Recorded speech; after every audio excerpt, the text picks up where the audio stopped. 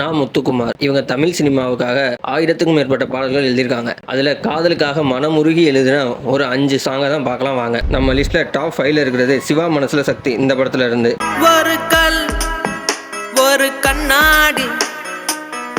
நம்ம லிஸ்ட்ல டாப் 4ல இருக்கிறது காதல் படத்துல இருந்து.